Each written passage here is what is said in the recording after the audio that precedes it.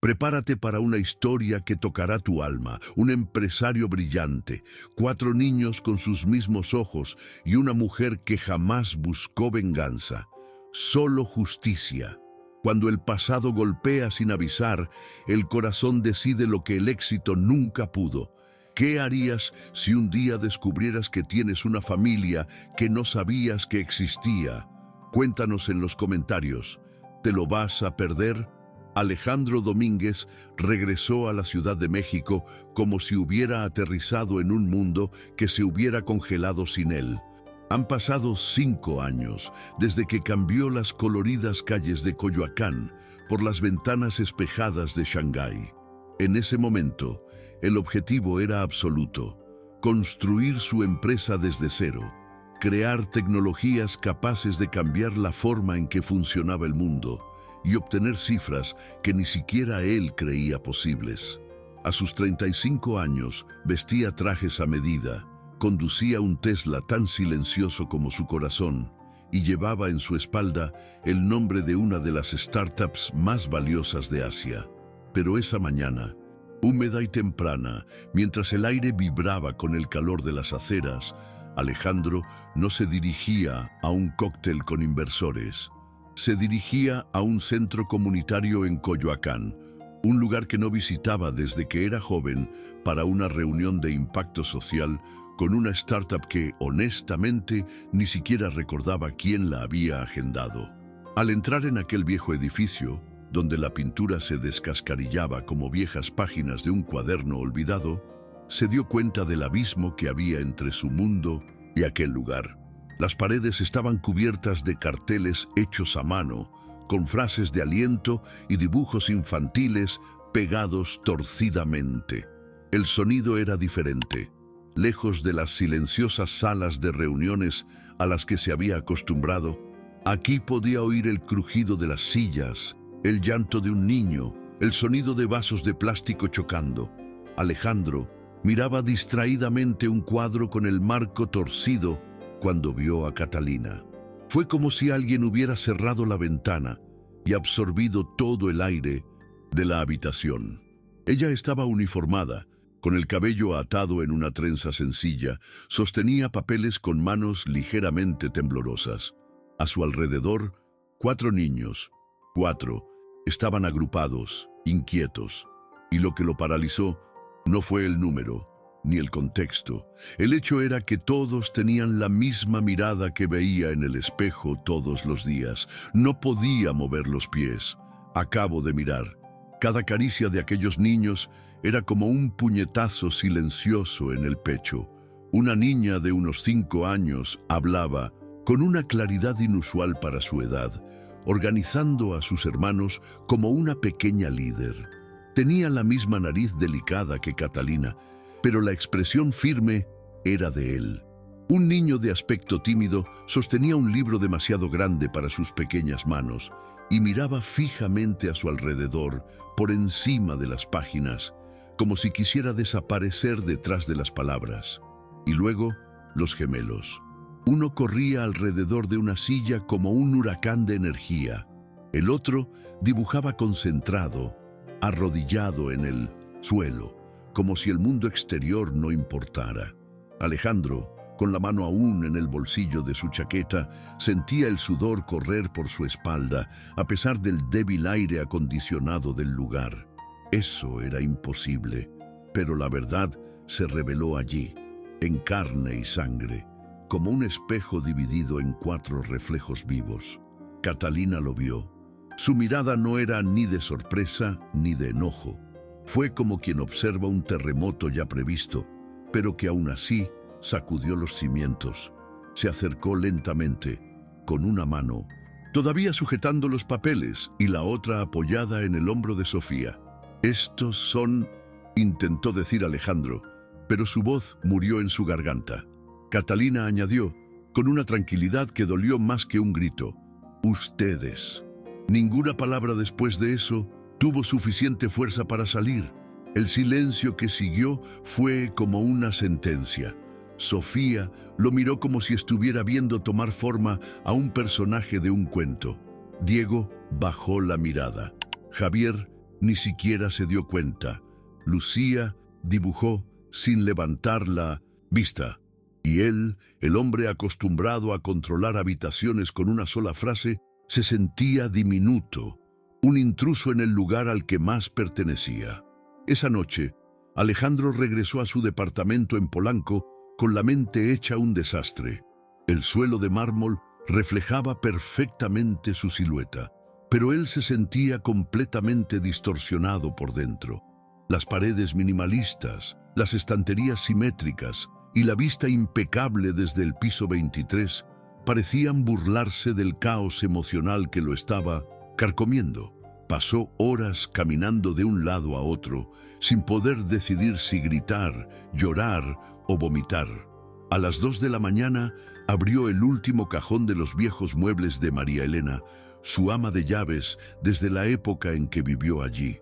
Y allí estaba, una caja de cartón maltratada, escondida detrás de manteles olvidados.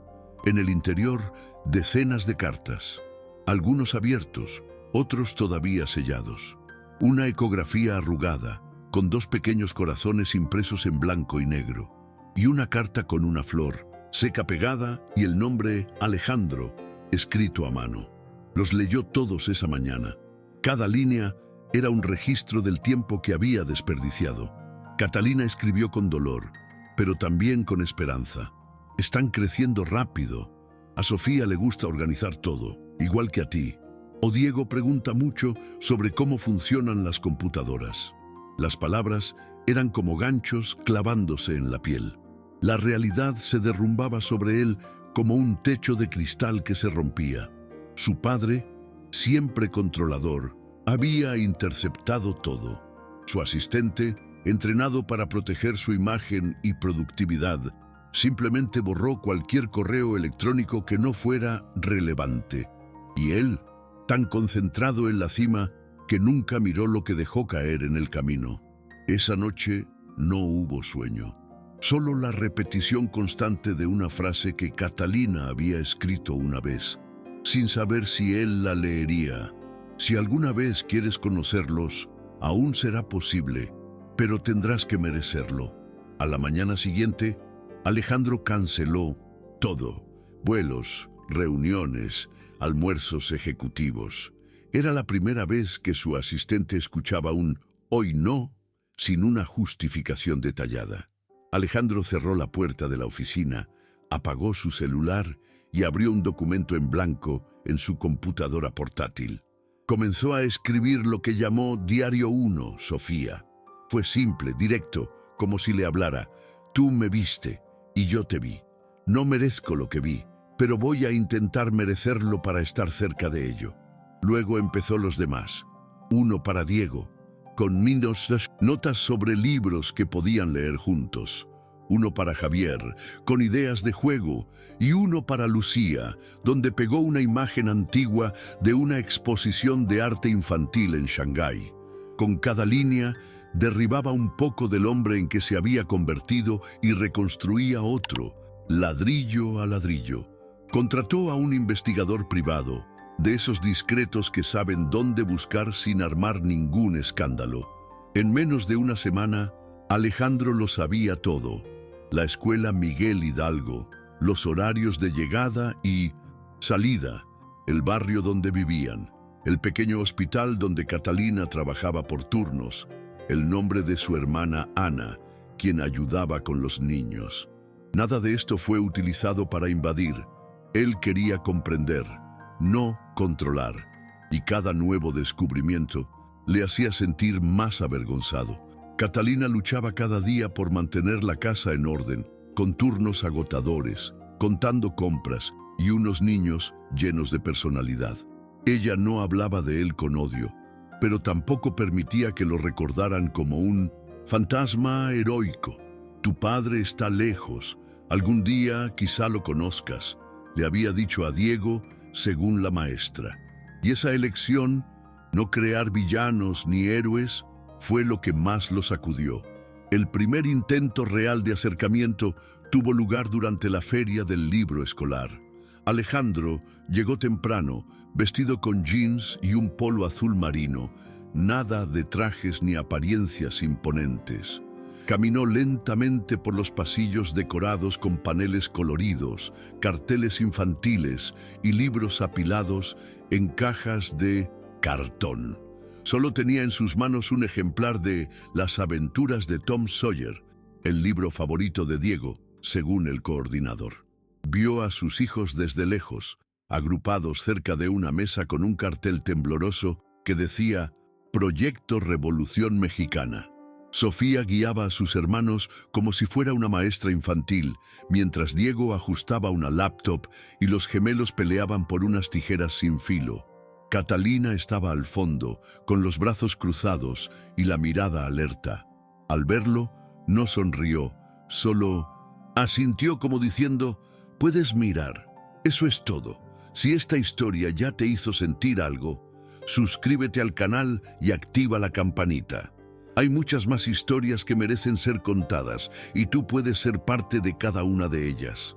Alejandro mantuvo la distancia al principio, se sentó en la parte de atrás de la sala y observó. Diego habló de Emiliano Zapata con una pasión que hizo evidente su hambre de significado. Lucía sostenía un cartel con un dibujo que había hecho, el rostro de Zapata, rodeado de cactus y estrellas. Javier desempeñó el papel de narrador y de forma totalmente improvisada imitó un acento divertido que hizo reír al público. Sofía finalmente concluyó con una frase que nadie esperaba de una niña de 5 años. La educación es nuestra arma más fuerte. Alejandro no aplaudió fuerte, pero el nudo en su garganta era evidente. Catalina se acercó y con voz firme susurró. Estos son los momentos que has perdido, pero también los que puedes compartir, si estás dispuesta. Él simplemente asintió, y en ese momento, sin fanfarrias, algo dentro de él se dio. Después de la presentación, mientras los niños se dispersaban entre los stands improvisados de la feria, Alejandro se quedó allí, indeciso. Fue entonces cuando Diego se fijó en él. No dijo nada inmediatamente, pero sus ojos se quedaron allí un poco más de lo habitual. Se acercó a una mesa de libros usados, cogió un ejemplar maltratado de El Principito y se sentó junto a Alejandro sin pedir permiso. Abrió el libro en una página al azar, pero no lo leyó, simplemente lo sostuvo como un escudo. Alejandro en voz baja comentó, ¿sabías que el autor era piloto antes de ser escritor? Diego miró de reojo desconfiado, pero respondió, sí, escribió la mayor parte del libro en el desierto. Fue el primer intercambio, simple pero significativo. No hubo abrazo ni grandes revelaciones, solo dos mundos tratando de alinear sus zonas horarias emocionales. Mientras tanto, Lucía dibujaba a la sombra de un árbol. Sus líneas eran suaves pero seguras, y la concentración con la que movía el lápiz parecía adulta.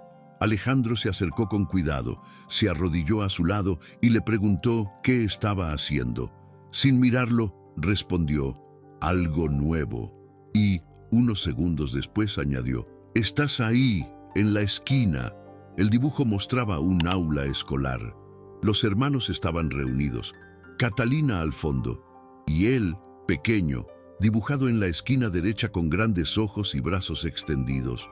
Fue una inclusión tímida, pero fue una inclusión. Miró a Lucía, que ahora estaba hurgando en su estuche como si nada hubiera pasado. Pero para él, ese dibujo era más que arte. Era una invitación. En los días siguientes, Alejandro comenzó a visitar la escuela con discreta frecuencia. Nada invasivo. A veces dejaba libros en la oficina con breves dedicatorias. Para Diego, con cariño, de alguien a quien también le gustan las historias de coraje. Otras veces, participaba en reuniones abiertas a la comunidad escolar, sin llamar la atención. Catalina observaba todo con los ojos de quien ha visto demasiadas promesas vacías. Pero eso no lo detuvo. Cuando los gemelos empezaron a llevarse los libros a casa y preguntaron si podían leer con el chico del coche eléctrico, ella simplemente murmuró, «Ya veremos». Su resistencia no era arrogancia, sino instinto protector. Alejandro lo sabía, por eso cada gesto suyo era minucioso, ningún acercamiento sin autorización, ningún regalo sin significado. Estaba aprendiendo a andar con cuidado en el delicado terreno de la reconquista emocional. Uno de los momentos más memorables ocurrió una tarde lluviosa en la biblioteca de la escuela. Los niños estaban trabajando en su proyecto de primavera y Alejandro apareció para entregarles un escáner portátil, una herramienta simple pero útil para digitalizar los dibujos de Lucía. Cuando entró, encontró a todos alrededor de una mesa de madera, con lápices, collages y cartones esparcidos por todas partes. Lucía lo miró y dijo, como anunciando una noticia, «Él puede ayudar». Diego dudó, pero le hizo espacio a su lado. Javier, agitado, preguntó si Alejandro sabía utilizar el pegamento caliente.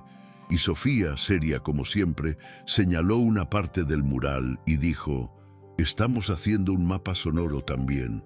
Sin darse cuenta, ya estaba dentro, con tijeras en la mano, pegamento en el dedo y el corazón latiendo como no lo hacía desde hacía mucho tiempo. Esa tarde, algo cambió. No lo dijeron en voz alta, pero había una ligereza diferente entre ellos. Javier empezó a llamarle papá con naturalidad, como quien prueba una palabra nueva en la boca y le gusta cómo suena. Lucía lo incluyó en otro dibujo, esta vez todos sentados alrededor de una mesa, con la leyenda Día de la Biblioteca. Diego dejó que Alejandro sugiriera un título para la presentación del proyecto y aceptó la sugerencia con un asentimiento casi imperceptible. Sofía, siempre más desconfiada, lo probaba con preguntas difíciles, como si quisiera ver cuánto tiempo más aguantaba antes de darse por vencido. «Papá es como una estrella, se fue pero su luz sigue brillando», dijo, mirándolo con ojos que comprendían más de lo debido. Alejandro no tuvo respuesta inmediata. Él simplemente sonrió con lágrimas en los ojos y dijo, «Estoy aprendiendo a ser tú, papi». Catalina observaba todo desde lejos. No sonrió, pero tampoco interrumpió. Ella vio a sus hijos florecer de una manera que no había visto en mucho tiempo. Lucía era más habladora, Diego menos cerrado, Javier más atento, Sofía, aún vigilante, más flexible. Le costaba admitir que la presencia de Alejandro le hacía algún bien. El dolor todavía era un filtro entre ellos, y volver a confiar no fue una decisión sencilla. Pero mientras observaba a los niños juntos, produciendo, riendo y construyendo algo junto a él, una parte de él, cansada y callosa, comenzó a ceder. Fue en ese ambiente tenso pero esperanzador que se me acercó al final de la tarde y me dijo en voz baja, «Puedes recogerlos el viernes para el próximo taller, pero solo si de verdad estás dispuesta». Él respondió simplemente con un firme asentimiento. Sabía que esta vez la oportunidad era real y que no habría otra. El viernes, Alejandro llegó 15 minutos antes. Estaba nervioso, y no era el nerviosismo elegante de alguien que está a punto de presentar su idea a unos inversores en Dubái. Era el tipo de ansiedad que te hacía sudar las manos, apretar el pecho y hacer que el tiempo pasara demasiado lento. Llevaba una camiseta gris sencilla, zapatillas limpias y una gorra discretamente ajustada. Quería parecer accesible, alguien con quien pudiera caminar por la calle sin parecer fuera de lugar. Cuando los 4 niños salieron de la puerta del colegio, Alejandro los esperó apoyado en el coche, tratando de aparentar calma. Javier corrió hacia él con su mochila colgada del hombro y le preguntó si podían ir a tomar un helado. Lucía saludó. Diego mantuvo su ritmo lento y Sofía, una vez más, tomó la delantera del grupo. «Hoy vamos a la biblioteca, ¿recuerdas?», dijo, sin dejar lugar a dudas. Y Alejandro simplemente respondió, «Lo recuerdo todo». ¿Te conmovió esta historia tanto como a nosotros al contarla?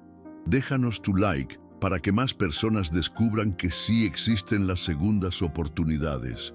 Y si alguna vez sentiste que era tarde para reparar algo, este canal es para ti.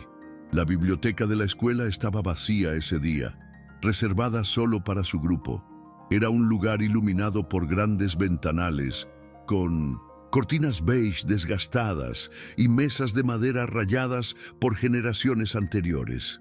Los niños distribuyen sus materiales como si estuvieran en casa. Lucía enchufó el escáner. Diego organizó los libros por tema. Javier encendió los altavoces que usarían en la presentación y Sofía puso el cronómetro en su celular. Alejandro, sentado junto a ellos, se sentía parte de la máquina. No como una pieza nueva, sino como una que se había perdido y vuelto a ensamblar. Al final del día, Javier se puso la camiseta y dijo: «Podríamos hacer esto más a menudo, ¿no?». Y fue Catalina, que había entrado silenciosamente por la puerta trasera, quien respondió: «Si sigue viniendo así, puede». Esta vez ella sonrió, una pequeña sonrisa cansada pero real. Cada semana, Alejandro escribía en los diarios de sus hijos. Eran historias sencillas, pero íntimas. Hoy, Lucía me enseñó un dibujo nuevo con el pelo diferente al de ella. O Javier me enseñó a hacer slime y me lo pegó todo en mis zapatillas. Estos registros se convirtieron en su ritual. No se los mostró a nadie, eran para él. Un recordatorio de que estaba construyendo algo no con tecnología de vanguardia, sino con tiempo, presencia y paciencia. Con cada nota, se daba cuenta de que sus hijos no necesitaban promesas futuristas, sino la certeza de que regresaría la semana siguiente. Fue un ejercicio nuevo para alguien que siempre había vivido con metas ambiciosas y ganancias trimestrales. Por primera vez, su medida de éxito fue poder sentarse en el suelo con sus hijos y salir con una sonrisa sincera de cada uno de ellos. Un domingo, al abrir el diario de Diego, decidió pegar una foto antigua. Era una imagen de un campo de arroz chino, algo que había fotografiado años atrás sin pensarlo mucho. Pero ahora, mirando aquel campo lleno de hileras simétricas que crecían tranquilas y pacientes, comprendió el valor de lo que estaba viviendo. Escribió debajo de la imagen: «De esto se trata la crianza, ¿no?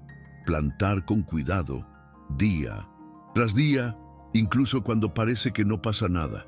Lucía, al ver el diario abierto sobre su escritorio días después, pidió dibujar sobre la foto. Hizo 4 figuras de líneas sencillas, una para cada hermano y una en el centro, con los brazos abiertos. Alejandro preguntó quién era. Ella respondió sin dudarlo: «Eres tú. Ahora estás entre nosotros». El día de la fiesta de la primavera ha llegado como uno de esos momentos que parece conllevar algo más que el evento en sí. Alejandro se despertó, temprano, pero no había dormido bien.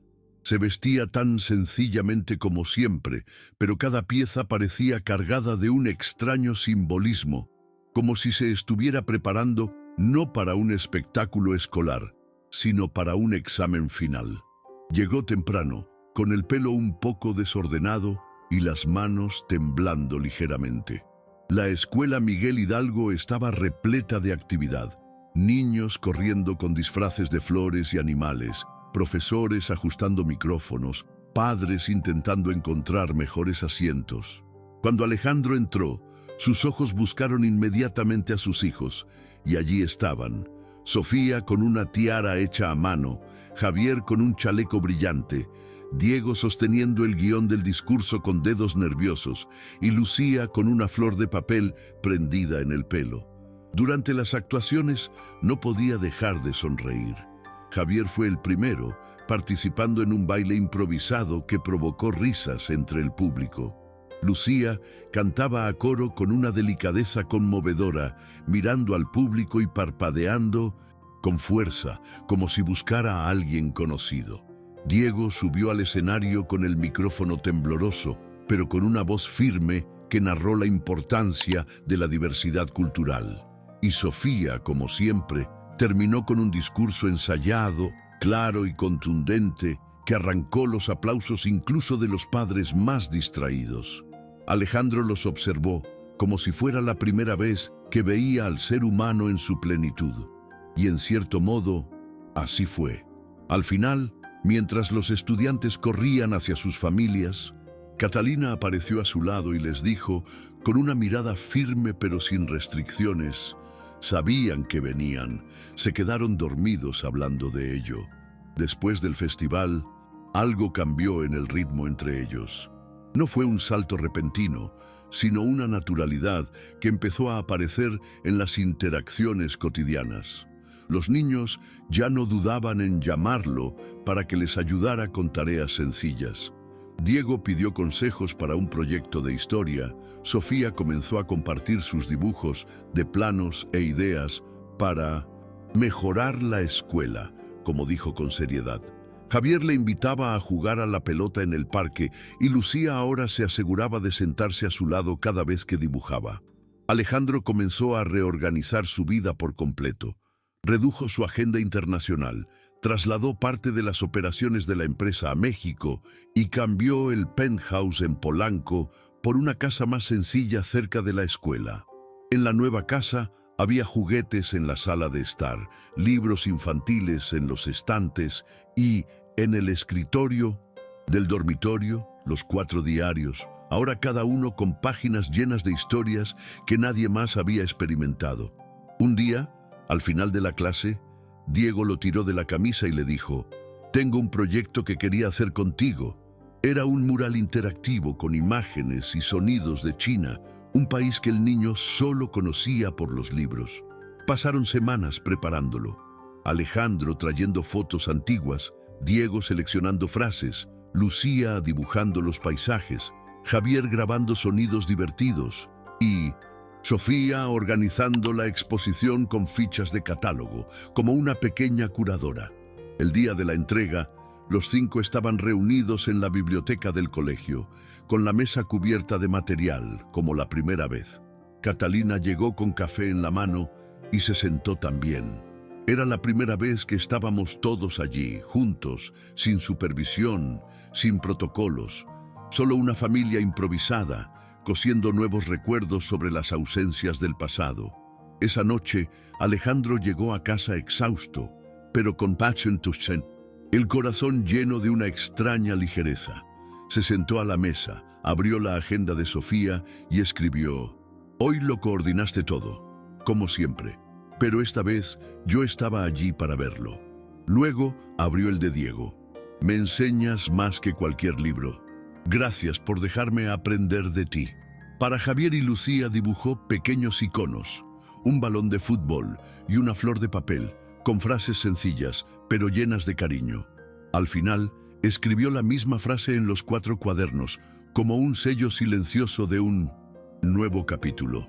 Hoy empezamos a construir algo juntos.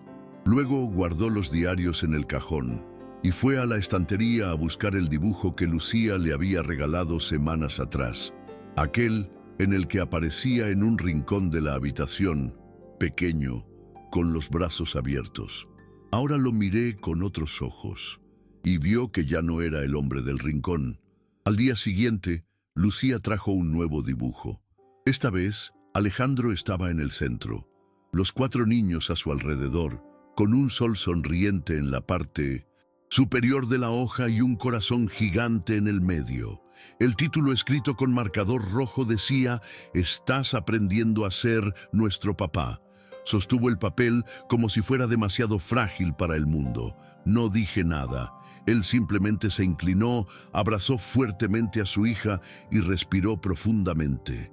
Por primera vez, sin culpa, sin prisa, sin vergüenza.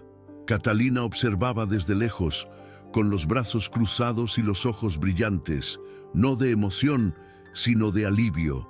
Ella sabía que esto era solo el comienzo. Todavía habría días difíciles, reveses, recuerdos que dolerían más de lo que consolarían. Pero también sabía que Alejandro estaba allí, en verdad, y eso finalmente fue suficiente. En los meses siguientes, Alejandro comenzó a vivir entre 2 mundos, el de la tecnología donde todavía era un referente mundial, y el de la paternidad, donde solo era un dedicado aprendiz. Las reuniones con inversionistas ahora tenían horarios adaptados a las presentaciones escolares.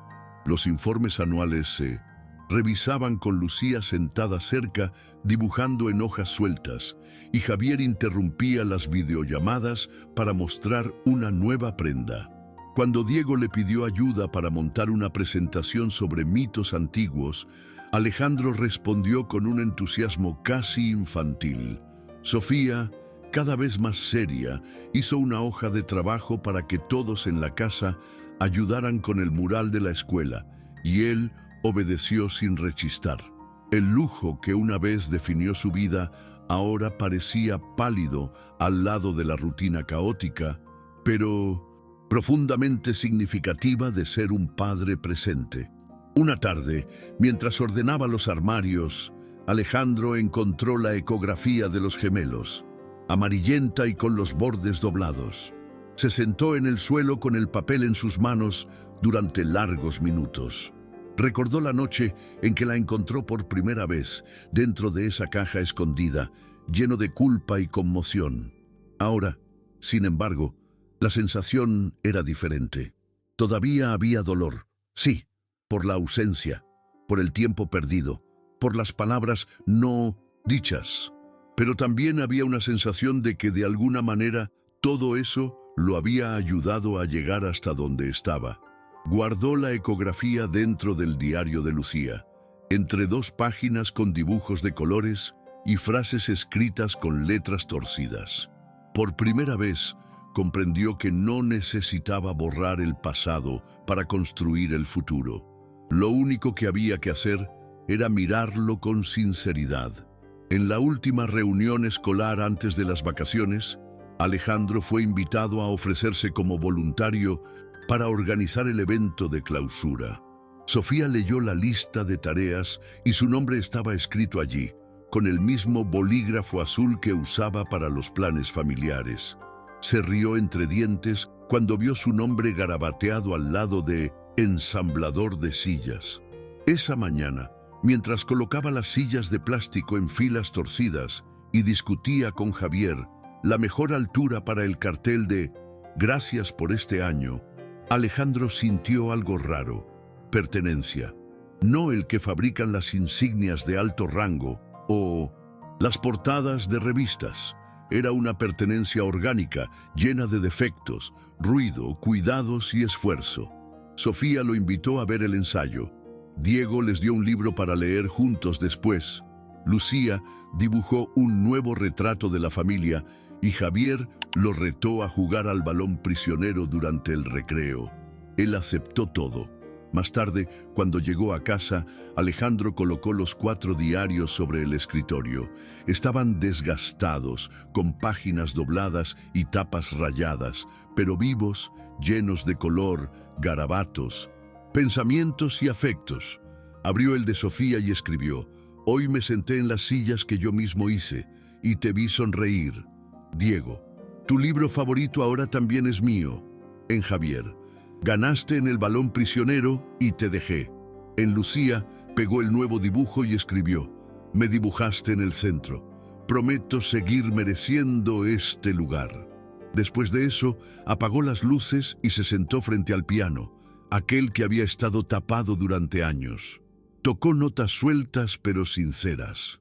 No era música de concierto, era música casera. Y allí, en ese sonido imperfecto que resonaba por la casa, Alejandro comprendió: la reconstrucción no tuvo fanfarrias ni un final épico. Llegó con la constancia de quien decide, cada día, continuar. Y si esta historia te tocó el corazón, imagina las que vienen. Suscríbete ahora a Aventura y Corazón para no perderte ni un solo instante de estas historias que inspiran, conmueven y nos recuerdan lo que realmente importa. Porque aquí, cada historia es una aventura y cada aventura nace del corazón. Nos vemos en el próximo video.